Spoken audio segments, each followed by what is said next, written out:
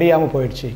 காரணம் என்னன்னு கேட்டால், அவன் இயேசு கிறிஸ்துவை அறிகிற அறிவில் அவன் விருத்தி அடைந்தவனாக காணப்பட்டான். அந்த மனிதனுக்கு கண் பார்வை இல்லாமல் இருந்ததுதான் குறைய ஒழிய அவருடைய விசுவாச பார்வையானது குறைந்து போகவே கிடையாது. அல்லேலூயா.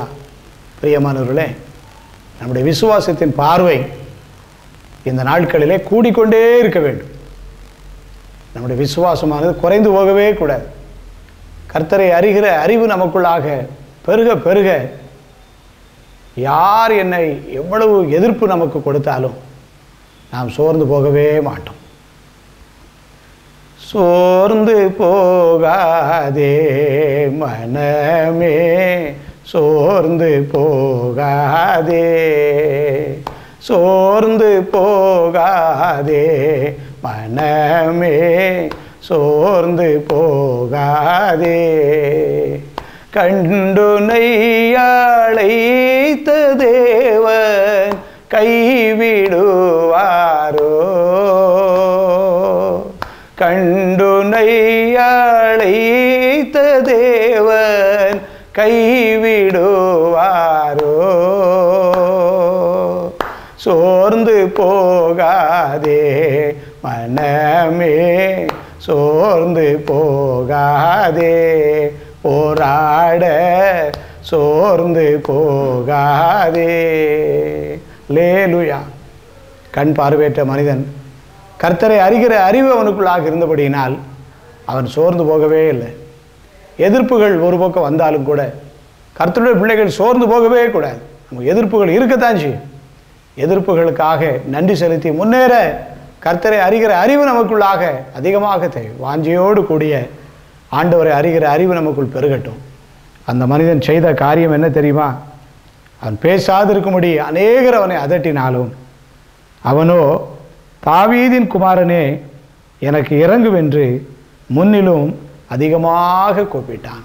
அவனோ, தாவீதின் குமாரனே எனக்கு இறங்கும் என்று முன்னிலும் அதிகமாக கூப்பிட்டான். முன்னிலும் அதிகமாக கூப்பிடுவதுதான் கர்த்தரை அறிகிற அறிவு என்று சொல்லி வேதம் நமக்கு தெளிவாக சொல்லுகிறது.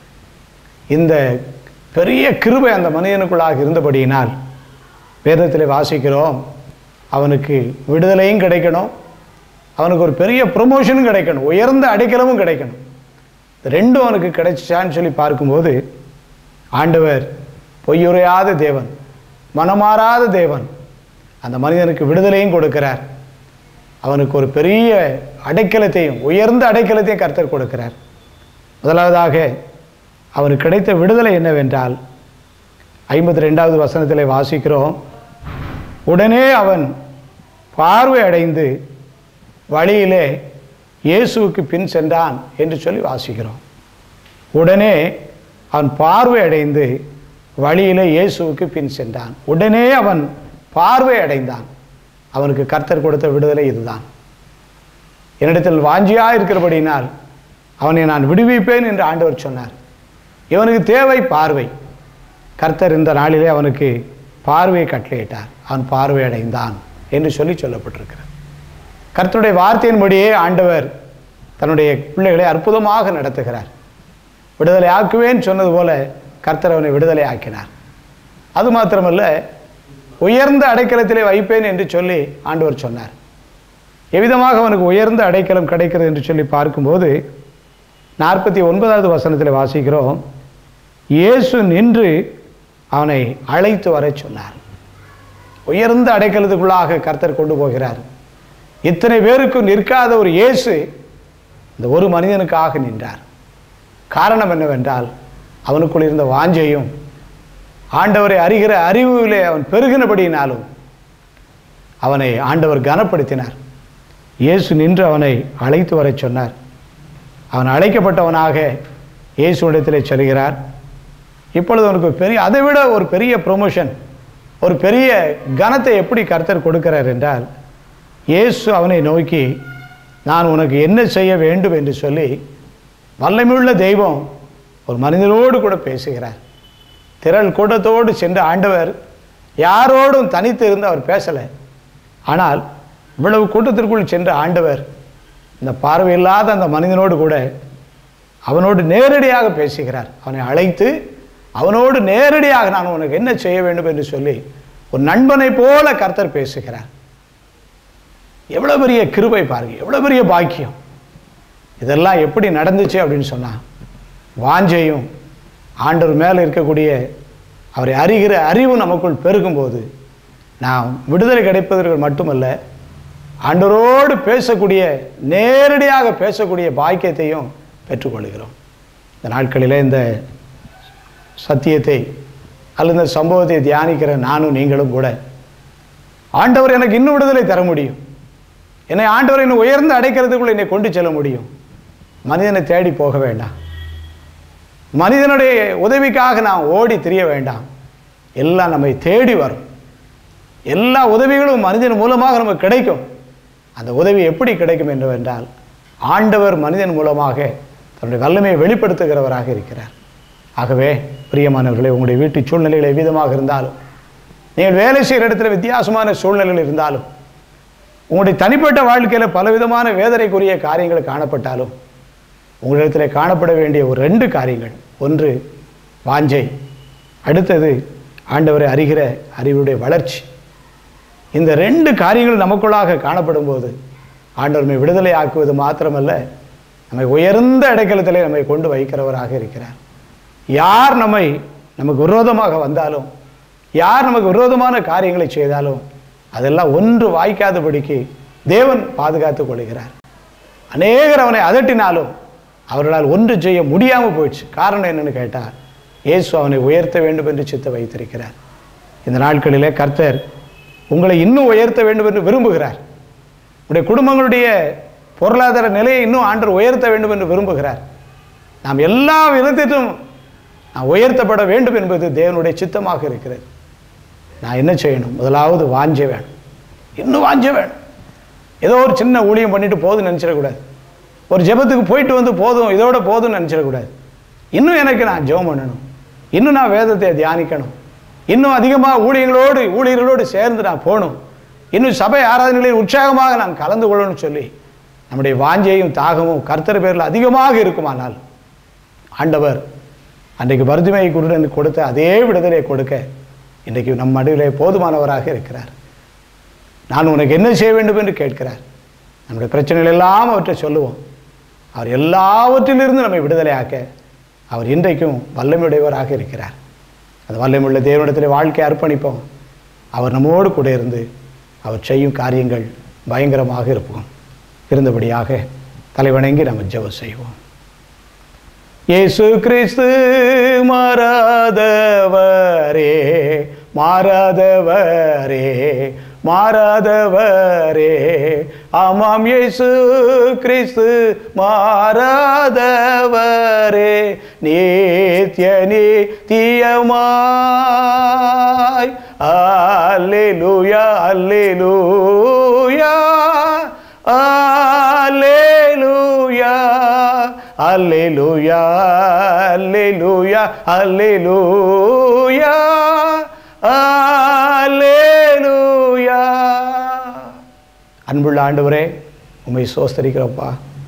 உம்மிடத்தில் வாஞ்சையோடு வருகிறவர்களுக்கு, உம்மை அறிந்தவர்களுக்கு விடுதலையும் உயர்ந்த அடைக்கலத்தையும் அன்றைக்கு பர்திமை குருடனுக்கு கொடுத்தது போல இன்றைக்கு எங்களுக்கும் இந்த கிருபைகளை தாரும். எங்களுடைய வாஞ்சைகள் இன்றையிலிருந்து அதிகமாகட்டும்.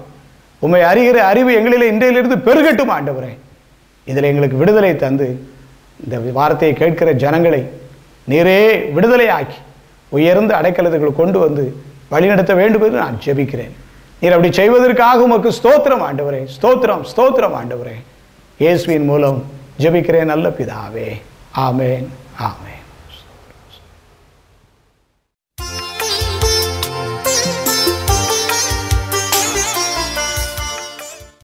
கர்த்தருடைய பரிசுத்த நாமத்திற்கு மகிமை உண்டாவதாக. இந்த நாளிலும் ஆண்டவருடைய வார்த்தையை கொடுக்கும்படியாக ஆண்டவர் கொடுத்த கிருபைக்காக ஆண்டவரை ஸ்தோத்திரிக்கிறேன். இந்த வார்த்தையை கேட்கிற யாவரையும் ஆண்டவர் ஆசீர்வதிப்பாராக. இந்த நாளிலே தியானிக்கும்படியாக ஆண்டவர் கொடுக்கிற வார்த்தை அப்போஸ்தலனாகிய பவுல் ரோமாபுரியாருக்கு எழுதின நிருபம் 8வது அதிகாரம், ரோமர் 8வது அதிகாரம் 31வது வசனம். ரோமர் 8வது அதிகாரம் 31வது வசனத்துடைய பின்பகுதி. தேவன் நம்முடைய பட்சத்தில் இருந்தால் நமக்கு விரோதமாக இருப்பவன் யார்? தேவன் நம்முடைய பட்சத்தில் இருந்தால் நமக்கு விரோதமாக இருப்பவன் யார்? பிரியமானவர்களே, ஆண்டவர் நம்மை ஆசீர்வதிக்கவும் நம்மை வழிநடத்தவும் நமக்கு வருகிற எல்லா போராட்டங்களிலும் நமக்கு ஜெயம் கொடுக்கிறவருமாக இருக்கிறார். அவர் நம்முடைய பட்சத்தில் இருந்தார் அல்லது நம்முடைய சார்பாக அவர் இருந்தால், நமக்கு சாதகமாக அவர் இருந்தால், நம்முடைய வழிகாட்டியாக அவர் இருப்பாரானால், வேதத்தில் வாசிப்பது போல நமக்கு விரோதமாக இருப்பவர்கள் யார்? அநேகர் நமக்கு விரோதமாக வரலாம். ஆனாலும் அவர்கள் யார் என்று சொல்லக்கூடிய அளவுக்கு தேவன் அவர்கள் எல்லாம் துரத்தி நமக்கு வெற்றியை கொடுக்கிறவராக இருக்கிறார். அவ்விதமாக தேவனை தன்னுடைய பட்சமாக வைத்து தனக்கு விரோதமாக வந்தவர்களின் மத்தியில் மிகப்பெரிய ஜெயத்தை எடுத்தவர்கள் வேதத்தில் ஏராளமானவர்கள் உண்டு. ஒரு பழைய ஏற்பாட்டு ராஜா ஒருவரை குறித்து நாம் சிறிது நேரம் தியானிப்போம். கர்த்தருடைய வார்த்தையை தேவன் நமக்கு ஆசீர்வதித்து தரும்படியாக நாம் தலை வணங்கி ஜெபம் செய்வோம். ஸ்தோத்திரம். ஜெய கிறிஸ்து முன் செல்கிறார், ஜெயமாக நடத்திடுவார். ஜெய கீதங்கள் நாம் பாடியே ஜெய கொடியும் ஏற்றிடுவோம். ஜெயம் அல்லேலூயா அவர் நாமத்திற்கே, ஜெயம் அல்லேலூயா அவர் நாமத்திற்கே. அன்புள்ள ஆண்டவரே, ஆசீர்வாதமான இந்த வேலைக்காக நன்றியோடு உம்மை ஸ்தோத்தரிக்கிறோம். அப்பா, எங்களோடு கூட உம்முடைய வார்த்தைகளை தந்து எங்களை பலப்படுத்தும். எங்களை எதிர்க்கிற அநேக காரியங்களை நாங்கள் பார்க்கிறோம். எங்களுக்கு எதிராக இருப்பவர்கள் ஏராளமானவர்கள் ஆண்டவரே. எங்களால் அவர்களை ஜெயிக்க முடியாது. நீர் என்னுடைய பட்சத்தில் இருப்பீரானால் நான் எல்லாரும் ஜெயிக்க முடியும். இந்த வார்த்தைகளினாலே எங்களை ஆசீர்வதித்துள்ள வேண்டும் என்று இயேசுவின் மூலம் ஜெபிக்கிறேன் பிதாவே. ஆமேன், ஆமேன். தேவன் நம்முடைய பட்சத்தில் இருந்தால் நமக்கு விரோதமாக இருப்பவன் யார்? பிரியமானவர்களே, ஒரு காரியத்தை நாம் அறிந்து கொள்ள வேண்டும். எனக்கு விரோதமாக யாரும் வரவே மாட்டார்கள் என்று சொல்லி நாம் நினைக்கவே கூடாது. நமக்கு விரோதமாக அநேகர் வருவார்கள், நமக்கு விரோதமாக அநேகர் எழும்புவார்கள். ஆனால் அந்த யுத்தத்திற்குள்ளாக தேவன் நம்மை கொண்டு சென்று அவருடைய மகிமையான வெற்றியை தேவன் நமக்கு காண்பிக்க செய்வார், அல்லது நாம் காணும்படியாக கர்த்தர் நமக்கு உதவி செய்வார். 2 நாளாகமத்தின் புஸ்தகத்தை எடுத்து 20வது அதிகாரத்தை எடுத்து தியானிக்கும் போது அங்கே ஒரு தேவனுடைய மனுஷனாகிய யோசபாத் என்கிற ஒரு ராஜாவை குறித்து நான் வாசிக்கிறோம். இந்த ராஜா கர்த்தரை தனது பட்சமாக கொண்டு வைத்து தன்னுடைய ராஜ்ய பாரத்தை அவர் நடத்தி கொண்டிருந்த நாட்களிலே பக்கத்து தேசத்தில் உள்ள ராஜாக்கள் எல்லாரும் ஒன்று சேர்ந்து, பல நாட்டு ராஜாக்கள் ஒன்று சேர்ந்து யோசபாத்துக்கு விரோதமாக போரிடும்படியாக, யுத்தம் பண்ணும்படியாக, சண்டையிடும்படியாக ஒன்று சேர்ந்து வருகிறார்கள். விதமாக பல நாட்டு ராஜாக்கள் ஒன்று சேர்ந்து வரும்போது யோசபாத் அவர்களுக்கு விரோதமாக தன்னுடைய படைகளோடு கூட செல்லலை, அல்லது தனக்கு இருக்கக்கூடிய மற்ற நாட்டு ராஜாக்களுடைய துணையோடு போரிடுவதற்கு அவன் செல்லலை. அவன் தேவனையே தன்னுடைய ஆயுதமாக கொண்டிருந்தார். அல்லேலூயா. இதை கேட்கிற நீங்களும் நானும் கர்த்தரே நம்முடைய ஆயுதமாக நான் வைத்துக்கொள்ள வேண்டும். கர்த்தரே நம்முடைய பட்சத்தில் வைத்துக்கொள்ள வேண்டும். ஏன் எனக்கு விரோதமாக இத்தனை பேர் வாராங்கன்னு சொல்லலாம் நானும் கேட்கக்கூடாது, நீங்களும் கேட்கக்கூடாது. கேட்கறதுக்கு உரிமை கிடையாது. நமக்கு விரோதமாக அநேகர் எழும்புவார்கள், ஆனாலும் உன்னை மேற்கொள்ள மாட்டார்கள் என்று தான் வேதத்தில் வாசிக்கிறோம். கர்த்தருடைய சித்தம் இல்லாதபடி, கர்த்தருடைய